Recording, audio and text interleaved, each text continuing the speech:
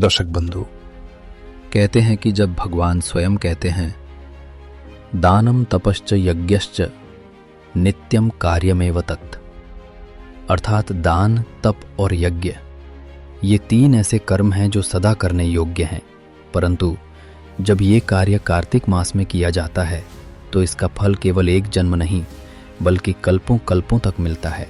यही वो महीना है जब स्वयं श्री हरि विष्णु शयन से जागते हैं और तुलसी विवाह के साथ संसार में फिर से धर्म का प्रवाह शुरू होता है। ये मास केवल पूजा का नहीं, पुण्य कमाने का अवसर है, जहां एक दीपक, एक दाना, एक तुलसी पत्र भी मनुष्य को पापों के बंधन से मुक्त कर सकता है। आइए इसको एक कहानी के माध्यम से जानते हैं। उत्तर भारत के एक छोटे से गांव मधुपुर में एक वृद्ध ब्राह्मण रहता था जिसका नाम था भोलानाथ। उम्र कमे 60 पार कर चुका था, पर उसका मन अब भी शांत और विश्वास से भरा हुआ था। उसका पूरा जीवन पूजा पाठ करते हुए व्यतीत हुआ, पर गरीबी उसकी चौखट से कभी दूर नहीं हुई। उसके पास एक छोटी सी झोपड़ी, 2 फटे वस्त्र और भगवान विष्णु की एक टूटी हुई प्रतिमा थी। बस यही था उसका संसार। पर भोलानाथ के मन में कभी असंतोष नहीं था। वो कहता था, गरीबी मेरे कर्म का फल हो सकती है, पर विश्वास मेरे आत्मा का धन है। कार्तिक का मास आने वाला था। एक दिन गांव के मंदिर में पुजारी ने घोषणा की, कल से कार्तिक मास आरंभ हो रहा है। इस महीने जो कोई दान करेगा उसका पुण्य अनंत गुना बढ़ जाएगा। गांव के अमीर लोग आपस में चर्चा करने लगे, हम मंदिर में 1000 दीपक जलाएंगे, हम सोने का कलश चढ़ाएंगे, हम ब्राह्मण भोज करवाएंगे। लेकिन उसी कोने में बैठा भोलानाथ बस मुस्कुरा रहा था। किसी ने व्यंग्य से कहा, अरे भोलानाथ, तू क्या दान देगा, तेरे पास तो खुद खाने को नहीं। भोलानाथ ने शांत स्वर में कहा, दान वस्त्र या अन्न से नहीं होता, दान भाव से होता है। कार्तिक मास की पहली एकादशी का दिन था। सुबह सुबह गांव के सभी लोग स्नान कर रहे थे, मंदिर जा रहे थे। भोलानाथ ने भी नदी किनारे जाकर स्नान किया। वो अपने घर लौटा तो देखा पत्नी चूल्हे पर थोड़ा सा चावल पका रही थी। भोलानाथ के पास बस उतना ही अनाज था जिसे खाकर उसका और उसकी पत्नी का उस दिन दोनों के पेट भर सके। तभी बाहर से एक आवाज आई, भिक्षाम देही, भिक्षाम देही। भोलानाथ बाहर निकला तो देखा एक वृद्ध साधु दरवाजे पर खड़ा है। कंधे पर झोला लिए था, आंखों में तेज और चेहरा शांत था। साधु ने कहा, भोलानाथ से कहा, बेटा, कार्तिक मास का दिन है और मैं भूखा हूं, कुछ अन्न खाने के लिए मिलेगा? भोलानाथ ने अंदर जाकर पत्नी से कहा, ये साधु भूखे हैं, थोड़ा अन्न दे दो। पत्नी बोली, पर हमारे पास तो बस एक कटोरी चावल है, वही पक रहे हैं। यदि हम साधु को दे देंगे तो आज हम भूखे रह जाएंगे। भोलानाथ ने कहा, भूख शरीर की है, पर दान आत्मा का भोजन है। भोलानाथ और उसकी पत्नी ने वो सारा चावल साधु को दे दिया। साधु ने मुस्कुराते हुए कहा, भवतु भद्रम, तुमने जो आज दिया है वो केवल मुझे नहीं, स्वयं श्रीहरि को दिया है। इतना कहकर साधु वहां से चला गया। रात को जब भोलानाथ सो रहा था तो उसे एक अद्भुत सपना आया। उसने देखा एक विशाल प्रकाशमय संसार है, जहां भगवान विष्णु स्वयं गरुड़ पर बैठे हैं और उनके चरणों में तुलसी माता सुशोभित हैं। भगवान ने कहा, भोलानाथ, आज तुमने मुझे प्रसन्न किया। तुम्हारा वो एक मुट्ठी अन्न कल्पों कल्पों के दान के बराबर है। कार्तिक मास में किया गया छोटा सा दान भी अनंत पुण्य का कारण बनता है। भोलानाथ विस्मित था। भगवान ने आगे कहा, इस संसार में लोग सोने चांदी का दान करते हैं, पर भावहीन दान का कोई मूल्य नहीं है।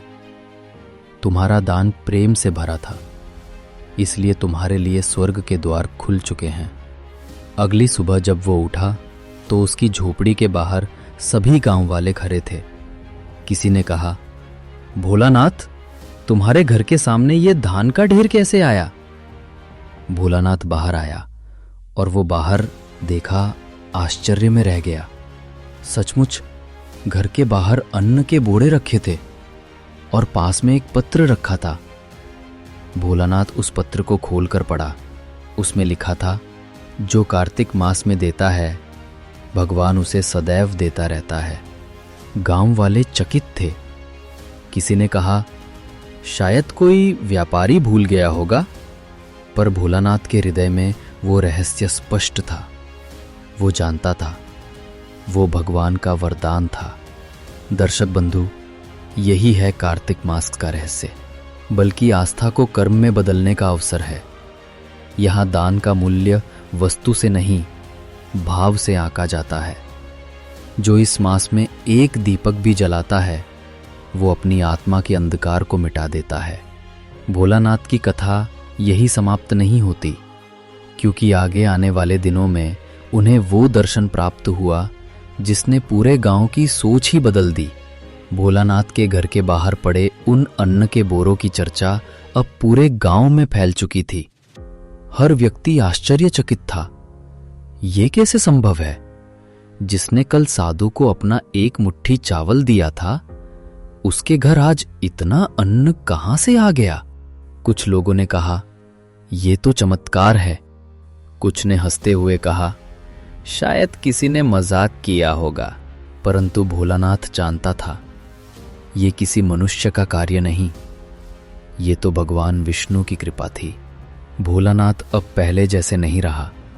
उसके चेहरे पर एक अद्भुत तेज था। वो हर सुबह तुलसी के पौधे के पास दीपक जलाता, भगवान को प्रणाम करता और कहता, हे माधव, मेरा नहीं, ये सब तुम्हारा है। धीरे धीरे गांव के लोग भी भोलानाथ से प्रभावित होने लगे। जो पहले धन दिखाकर दान करते थे, अब वे भी सोचने लगे, क्या सच में दान में भाव ही सबसे महत्वपूर्ण है? एक दिन गांव के अमीर व्यापारी रतनलाल भोलानाथ के पास आया। उसने कहा, पंडित जी, आप सच्चे भक्त हैं। आपके घर भगवान की कृपा आई है। क्या आप बता सकते हैं कि हमें क्या करना चाहिए? भोलानाथ ने मुस्कुराकर कहा, दान करो, पर दिखावे के लिए नहीं। जो भी दो, प्रेम से दो, क्योंकि कार्तिक मास में दिया गया हर दान तुम्हारे अगले जन्म तक तुम्हारे साथ चलता है। धीरे धीरे कार्तिक मास का अंतिम सप्ताह आ गया। गांव में तुलसी विवाह की तैयारियां जोरों पर थी। हर घर में दीप जलाए जा रहे थे। स्त्रियां गीत गा रही थी, तुलसी विवाह हो रामा शालिग्राम से। परंतु भोलानाथ के घर में फिर एक नई परीक्षा आने वाली थी। उस दिन सुबह सुबह उनकी पत्नी ने कहा, सुनो जी, आज तुलसी विवाह है। हमारे पास न तो घी है, न दीपक, न कोई प्रसाद। क्या करें? भोलानाथ ने शांत स्वर में कहा, चिंता मत करो, जो होगा वो भगवान की इच्छा से होगा। हमारे पास भाव है, वही पर्याप्त है। उसी शाम जब भोलानाथ तुलसी के पौधे के पास दीपक जलाने जा रहा था, तभी दरवाजे पर एक बच्चा आया। वो नंगे पैर था, मैले कपड़ों में, पर चेहरा बहुत सुंदर था। उसने कहा, बाबा, भूख लगी है, कुछ प्रसाद मिलेगा? भोलानाथ ने देखा, घर में तो कुछ भी नहीं था। उन्होंने अपनी पत्नी से कहा, थोड़ा पानी और तुलसी पत्र दे दो। पत्नी बोली, क्या तुलसी पत्र से किसी का पेट भरेगा? भोलानाथ ने कहा, यदि भाव सच्चा हो तो भगवान भी तुलसी पत्र से प्रसन्न हो जाते हैं। उन्होंने तुलसी पत्र और जल उस बालक को दिया। बालक ने मुस्कुराकर कहा, बाबा, आपने आज जो दिया है वो पूरे गांव के लिए आशीर्वाद बन जाएगा। ये कहकर वो बालक चला गया। परंतु जैसे ही वो गली के मोड़ तक पहुंचा, अचानक तेज प्रकाश फैला, जैसे कोई दिव्य रूप वहां प्रकट हुआ हो। गांव के लोगों ने देखा, वो बालक धीरे धीरे अदृश्य हो गया और वातावरण में गूंज उठा, नमो नारायणाय। उस रात पूरा गांव तुलसी विवाह के लिए एकत्र हुआ। भोलानाथ भी पहुंचा। मंदिर दीपों से सजा था और चारों ओर गंधयुक्त धूप का वातावरण था। पंडित जी ने कहा, आज शालिग्राम और तुलसी का विवाह है। जो भी आज दान करेगा उसे भगवान विष्णु के साथ साक्षात्कार का अवसर मिल सकता है। तभी अचानक मंदिर के कोने से एक दिव्य सुगंध आई। लोगों ने देखा मंदिर के आंगन में वही बालक फिर से खड़ा है जिसे भोलानाथ ने भोजन दिया था, परंतु इस बार उसके चारों ओर तेज प्रकाश था। सब लोग विस्मित रह गए। बालक ने भोलानाथ की ओर देखा और कहा, भोलानाथ, मैं वही हूं जो तुम्हारे घर भूखा आया था। तुमने जो तुलसी पत्र और जल दिया वो मेरे लिए अमृत से भी बढ़कर था, क्योंकि वो प्रेम से दिया गया था। धीरे धीरे बालक का रूप बदलने लगा। वो भगवान विष्णु के स्वरूप में परिवर्तित हो गया। 4 भुजाएं, शंख, चक्र, गदा, पद्म और पीतांबर वस्त्र। सभी गांव वाले दंडवत हो गए। भगवान बोले, ये कार्तिक मास का पुण्य काल है। जो इस मास में तन मन धन से सेवा करता है वो मेरे हृदय का अंश बन जाता है। भोलानाथ, तुम्हारा दान छोटा था पर उसमें सच्चा भाव था। यही कारण है कि तुम्हारा नाम अमर हो जाएगा। भगवान के दर्शन के बाद पूरा गांव परिवर्तित हो गया। लोग अब दिखावे के दान से दूर होने लगे।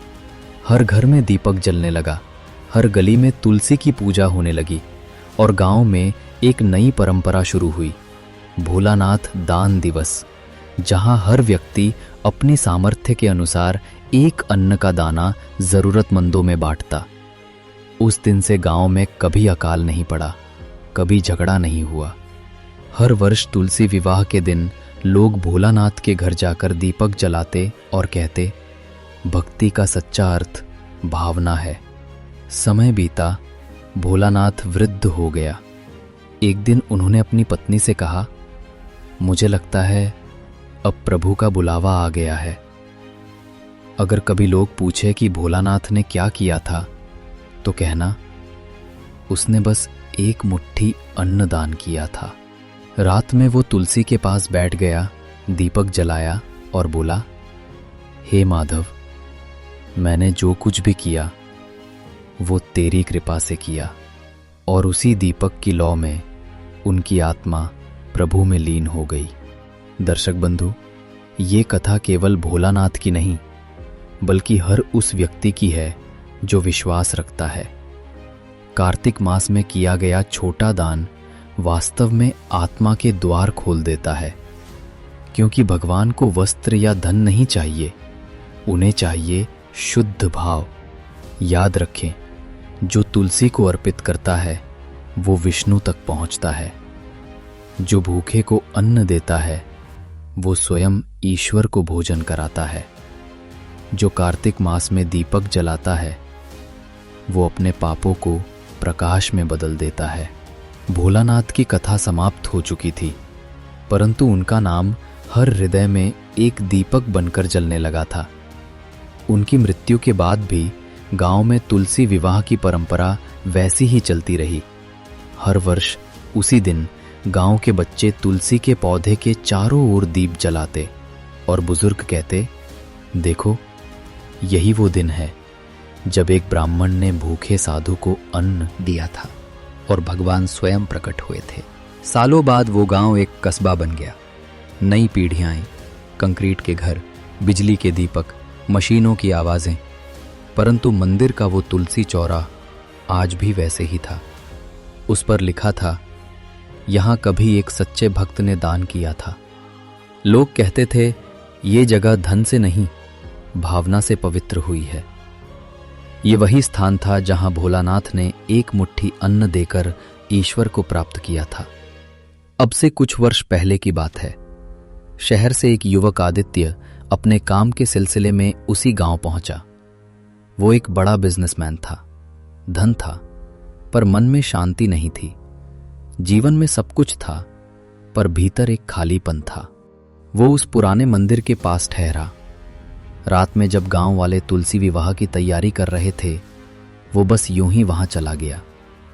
उसने देखा बच्चे मिट्टी के दिए बना रहे थे और बूढ़ी औरतें भक्ति गीत गा रही थीं। आदित्य को अजीब सी अनुभूति हुई। वो सोचने लगा, ये लोग इतने गरीब होकर भी इतने प्रसन्न कैसे हैं। तभी मंदिर के पुजारी ने आदित्य से कहा, बेटा, ये कार्तिक मास है। यहाँ हर वर्ष तुलसी विवाह होता है और हर कोई अपनी सामर्थ्य से दान करता है। ये परंपरा एक भक्त भोलानाथ के कारण शुरू हुई थी। आदित्य ने पूछा, भोलानाथ कौन थे?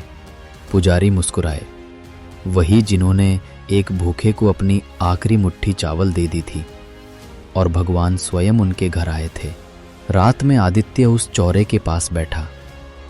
हवा में तुलसी की सुगंध थी, आकाश में दीपों की झिलमिलाहट थी। वो सोचने लगा, मेरे पास धन है पर दान का भाव नहीं। मेरे पास साधन है पर शांति नहीं। शायद भगवान को यही चाहिए, सच्चा भाव। उसने अपने जेब से एक छोटा दीप निकाला और तुलसी के पास रखकर बोला, हे प्रभु, मुझे भी ऐसा हृदय दो जो देने में आनंद पाए, न कि संग्रह में। अचानक एक हल्की हवा चली, दीपक की लौ झिलमिलाई और उसे लगा जैसे कोई आवाज कानों में कह रही हो, दान धन से नहीं, प्रेम से होता है। उस क्षण आदित्य की आंखों से आंसू बहने लगे। वो भीतर से बदल गया। अगले दिन उसने गांव के स्कूल में पुस्तकालय बनवाया, अनाथ बच्चों के लिए अन्नदान शुरू किया और हर साल कार्तिक मास में वो स्वयं तुलसी के पास दीप जलाता। दर्शक बंधु, भोलानाथ की कहानी केवल एक कथा नहीं, एक संदेश है जो हमें ये सिखाती है कि ईश्वर धन के लोभ से नहीं, भाव की सच्चाई से प्रसन्न होते हैं। कार्तिक मास का हर दिन हमें ये याद दिलाता है कि जीवन में जो भी हम देते हैं वो किसी न किसी रूप में हमारे पास लौट कर आता है। जब हम किसी भूखे को भोजन देते हैं, किसी गरीब को वस्त्र देते हैं, किसी दुखी को मुस्कान देते हैं, तो वो सब प्रभु की सेवा है। भगवान विष्णु स्वयं कहते हैं, यदि कोई मुझे प्रेम से एक पत्र, एक पुष्प, एक फल या थोड़ा सा जल भी अर्पित करे तो मैं उसे प्रेम पूर्वक स्वीकार करता हूँ। यही कारण है कि कार्तिक मास में किया गया छोटा सा दान भी कल्पों का पुण्य देता है, क्योंकि ये वो समय है जब सृष्टि का हर अणु भगवान के प्रकाश से जुड़ा होता है। तो दर्शक बंधु, जब भी कार्तिक मास आए तब ये कहानी याद रखना कि एक मुट्ठी अन्न, एक दीपक, एक तुलसी पत्र भी आपके जीवन का अंधकार मिटा सकता है। दान बड़ा हो या छोटा, पर जब वो प्रेम से किया जाए तो वो ईश्वर के हृदय तक पहुंचता है। इसलिए हर वर्ष जब आप दीपक जलाए तब एक दीपक उन लोगों के लिए भी जलाइए जो अंधकार में हैं, क्योंकि वही दीपक आपकी आत्मा का प्रकाश बन जाएगा। दर्शक बंधु, अगर आपको ये कथा अच्छी लगी हो तो सब्सक्राइब करें टॉक विद गुरुजी और जुड़ जाएं हमारे साथ ऐसी ज्ञानवर्धक जानकारी प्राप्त करने के लिए।